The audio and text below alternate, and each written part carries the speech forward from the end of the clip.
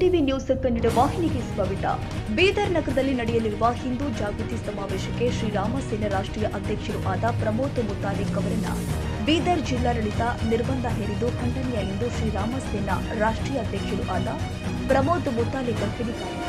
ಸಿದ್ದರಾಮಯ್ಯ ಕಾಂಗ್ರೆಸ್ ಪಕ್ಷ ಹಿಂದೂ ವಿರೋಧಿ ಸರ್ಕಾರ ಎಂದು ಮತ್ತೆ ಸಾಬೀತುಪಡಿಸಿದ್ದಾರೆ. ನಮಸ್ಕಾರ. ಬೀದರ್ನಲ್ಲಿ ಇವತ್ತು 8ನೇ ತಾರೀಕು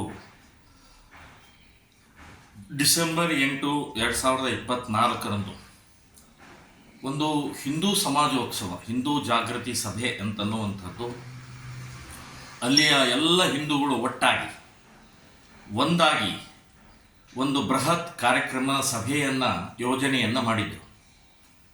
ಕಳೆದ ಒಂದೂವರೆ ತಿಂಗಳಿಂದ ಪರಿಶ್ರಮ ಹಾಕ್ತಾ ಇದ್ದಾರೆ. ಹಳ್ಳಿಗೆ ಗ್ರಾಮಕ್ಕೆ ಹೋಗಿ ಜಾಗೃತಿ ಸಭೆಯನ್ನು ಮಾಡಿ ಈ ಬೀದರ್ ನಗರದ ಸಭೆ ಯಶಸ್ವಿ ಮಾಡೋಕ್ಕೋಸ್ಕರ ಎಲ್ಲ ಕಡೆಗೆ ಪ್ರವಾಸ ಮಾಡಿ ಖರ್ಚು ವೆಚ್ಚವನ್ನು ಮಾಡಿ ಶಾರೀರಿಕ, ಮಾನಸಿಕ, ಆರ್ಥಿಕವಾಗಿ ಪರಿಶ್ರಮ ಹಾಕಿದ್ದಾರೆ. ಸೊ ಅಂಥ ಕಾರ್ಯಕ್ರಮವನ್ನು ನಿರ್ಲಜ್ಜ ಕಾಂಗ್ರೆಸ್ ಸರ್ಕಾರ ಯಥಾ ಪ್ರಕಾರ ಮುಸ್ಲಿಂ ಓಲೈಕೆಗೋಸ್ಕರ ಇವತ್ತಿನ ಬೃಹತ್ ಸಭೆಯನ್ನು ಬ್ಯಾನ್ ಮಾಡಿದರು. 144 ಹಾಕಿದ್ದಾರೆ. ಅದಲ್ಲದೆ ನನ್ನನ್ನು ಸೇರಿಸಿ, ನಾನು ಪ್ರಮೋದ್ ಮುತಾಲಿಕ್ ಶ್ರೀರಾಮ್ ಸೇನೆ ರಾಷ್ಟ್ರೀಯ ಅಧ್ಯಕ್ಷನನ್ನು ಸೇರಿಸಿ ಮಾಧವಿ ಲತಾ, ದುರ್ಗೆಯ ಅವತಾರ ಆದಂಥ, ಹಿಂದೂ ಸಮಾಜಕ್ಕೆ ಬಹಳ ದೊಡ್ಡ ಆಧಾರ ಆದಂಥ OIC ಅನ್ನುವಂಥ ಒಬ್ಬ ದೇಶದ್ರೋಹಿಯ ವಿರುದ್ಧ ಇಲೆಕ್ಷನ್ನಲ್ಲಿ ನಿಂತಂಥ ಒಬ್ಬ ಮಹಿಳೆ, ಧೀರ ಮಹಿಳೆ ಮಾಧವಿ ಲತಾ ಅವರು ಕೂಡ ಈ ಕಾರ್ಯಕ್ರಮಕ್ಕೆ, ಇವತ್ತಿನ ಕಾರ್ಯಕ್ರಮಕ್ಕೆ ಬರೋರಿದ್ದರು. ಪೂನಾದಿಂದ ಇನ್ನೊಬ್ಬ ಮಹಿಳೆ, ಅತ್ಯಂತ ಪ್ರಖರ ವಾಗ್ಮಿಯಾದಂಥ, ಹಿಂದೂ ಸಮಾಜವನ್ನು ಜಾಗೃತಿ ಮೂಡಿಸ್ತಾ ಇರುವಂಥ, ಸೊ ಆ ಮಹಿಳೆ ಕೂಡ ಇವತ್ತಿನ ದಿನದಲ್ಲಿ ಬರೋರಿದ್ದರು. 3 ಜನರಿಗೆ ಇವತ್ತು ಬ್ಯಾನ್ ಮಾಡಿದ್ದಾರೆ. ಬೀದರ್ ಜಿಲ್ಲಾ ಪ್ರವೇಶ ನಿಷೇಧವನ್ನು ಮಾಡಿದ್ದಾರೆ. ಡಾಕ್ಟರ್ ಅಂಬೇಡ್ಕರ್ ಸಂವಿಧಾನಕ್ಕೆ ಅಪಮಾನವನ್ನು ಮಾಡಿದ್ದಾರೆ. ಡಾಕ್ಟರ್ ಅಂಬೇಡ್ಕರ್ ಈ ದೇಶದ ಪ್ರತಿಯೊಬ್ಬ ನಾಗರಿಕನಿಗೆ ವಾಕ್ ಸ್ವಾತಂತ್ರ್ಯವನ್ನು ಕೊಟ್ಟಿದ್ದಾರೆ. ಆ ವಾಕ್ ಸ್ವಾತಂತ್ರ್ಯವನ್ನು DC SP ಅವರು ಇವತ್ತು ಹೀನಾಯವಾಗಿ, ಅದನ್ನು ಅಸಹ್ಯವಾಗಿ ಇವತ್ತು ಅವಮಾನವನ್ನು ಮಾಡಿದ್ದಾರೆ. ಸೊ ಈ ರೀತಿಯ ಬ್ಯಾನ್, ನಿರ್ಬಂಧನೆ ಮಾಡುವಂಥ ರೋಗ ಈ ರಾಜಕೀಯ ವ್ಯಕ್ತಿಗಳಿಗೆ ಅಂಟುಕೊಂಡಿದೆ. ಸೊ ವಿಚಾರವನ್ನು ಹೇಳೋಕ್ಕೆ ಅವಕಾಶ ಮಾಡಿಕೊಡ್ಲಾರ್ದಂಥ ಈ ರಾಜಕೀಯ ವ್ಯವಸ್ಥೆಯನ್ನು ಧಿಕ್ಕಾರ ಹೇಳ್ತಾ ಇದ್ದೀನಿ ನಾವು. ಸೊ ಇದು ನನಗೆ ಮೊದಲನೇ ಬಾರಿ ಅಲ್ಲ, ಇದು ನಿರಂತರವಾಗಿ ನಡೀತಾ ಇದೆ.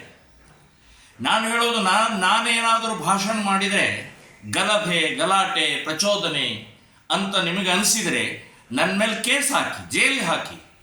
ಆದರೆ ಮಾತನಾಡುವುದನ್ನೇ, ವಿಷಯ ಹೇಳುವುದನ್ನೇ, ಹಿಂದೂ ಸಮಾಜಕ್ಕೆ ಜಾಗೃತಿ ಮೂಡಿಸುವುದನ್ನೇ, ಸಭೆಯನ್ನೇ ನೀವು ಬ್ಯಾನ್ ಮಾಡುವಂಥ ಪ್ರಕ್ರಿಯೆ ಇದು ಶೋಭೆ ತರುವಂಥದ್ದಲ್ಲ, ಸಂವಿಧಾನ ವಿರೋಧಿ ಅಂತನ್ನುವಂಥದ್ದು ನಾನು ಸ್ಪಷ್ಟವಾಗಿ ಹೇಳ್ತಾ ಇದ್ದೀನಿ.